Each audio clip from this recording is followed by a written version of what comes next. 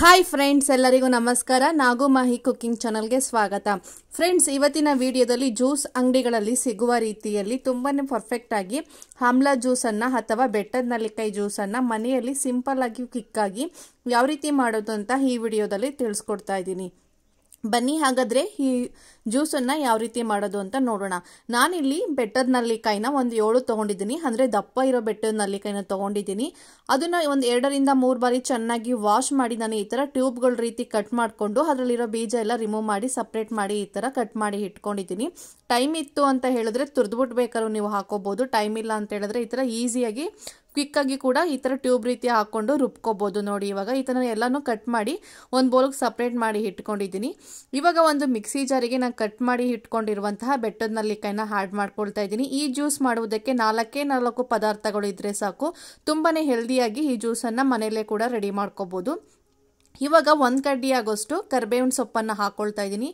ಇದು ಕಣ್ಣಿಗೆ ತುಂಬಾನೇ ಒಳ್ಳೆಯದು, ಹಾಗೇನೆ ಏರ್ ಫಾಲ್ ಆಗೋದಕ್ಕೂ ತುಂಬಾನೇ ಕಡಿಮೆ ಆಗುತ್ತೆ. ಹಾಗೇನೆ ಸ್ವಲ್ಪನೇ ಪುದೀನ ಸೊಪ್ಪನ್ನು ಹಾಕೊಳ್ತಾ ಇದ್ದೀನಿ. ಟೇಸ್ಟಿಗೋಸ್ಕರ ಫ್ಲೇವರು ಕೂಡ ತುಂಬಾನೇ ಚೆನ್ನಾಗಿರುತ್ತೆ. ಹಾಗೇನೆ ಸ್ವಲ್ಪ ರುಚಿಗೆ ತಕ್ಕಷ್ಟು ನಾನಿಲ್ಲಿ ಕಲ್ಲುಪ್ಪನ್ನು ಹಾಕೊಳ್ತಾ ಇದ್ದೀನಿ. ಇಷ್ಟೇ ಇದಕ್ಕೆ ಬೇಕಾಗಿರುವ ಪದಾರ್ಥಗಳು.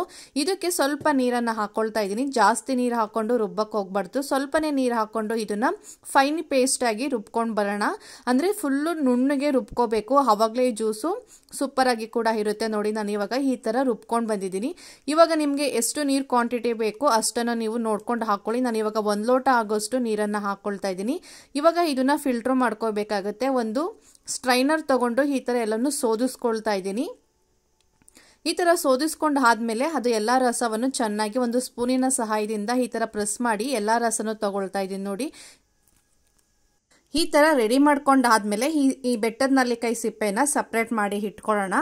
ನಾನಿಲ್ಲಿ 7 ಬೆಟ್ಟದ ನೆಲ್ಲಿಕಾಯಿ ತಗೊಂಡಿದ್ದೀನಿ. ಇದಕ್ಕೆ ನನಗೆ 3 ಲೋಟ ಆಗೋಷ್ಟು ಜ್ಯೂಸು ಸಿಕ್ಕಿದೆ. ನೋಡಿ, ಇವಾಗ ಇದು ರೋಗ ನಿರೋಧಕ ಶಕ್ತಿಯನ್ನು ಹೆಚ್ಚಿಸಲು ಸಹಾಯ ಮಾಡುತ್ತೆ. ಹಾಗೇನೆ ಇದನ್ನ ಅರ್ಲಿ ಮಾರ್ನಿಂಗ್ ಅಂದ್ರೆ ಖಾಲಿ ಹೊಟ್ಟೆಗೆ 1 ಲೋಟ ಕುಡಿದ್ರೆ ತುಂಬಾನೇ ಉಪಯೋಗವಾಗುತ್ತೆ. ಮತ್ತೆ ಹಲವಾರು ಪ್ರಯೋಜನಗಳಿವೆ. ಮಕ್ಕಳಿಗೆ ಏನಾದರೂ ಈ ಜ್ಯೂಸನ್ನು ಕೊಡ್ತಾ ಇದ್ದೀವಿ ಅಂತ ಹೇಳಿದ್ರೆ ಇದಕ್ಕೆ 1 ಟೇಬಲ್ ಸ್ಪೂನ್ ಆಗೋಷ್ಟು ಜೇನುತುಪ್ಪನ ಆ್ಯಡ್ ಮಾಡಿ ಕೊಡ್ಬೋದು. ತುಂಬಾನೇ ರುಚಿಯಾಗಿ ಕುಡಿತಾರೆ. ನೋಡಿದ್ರಲ್ಲ ಫ್ರೆಂಡ್ಸ್, ಎಷ್ಟು ಈಸಿಯಾಗಿ ಕ್ವಿಕ್ಕಾಗಿ ಈ ಜ್ಯೂಸನ್ನು ಯಾವ ರೀತಿ ಮಾಡೋದು ಅಂತ. Thank you.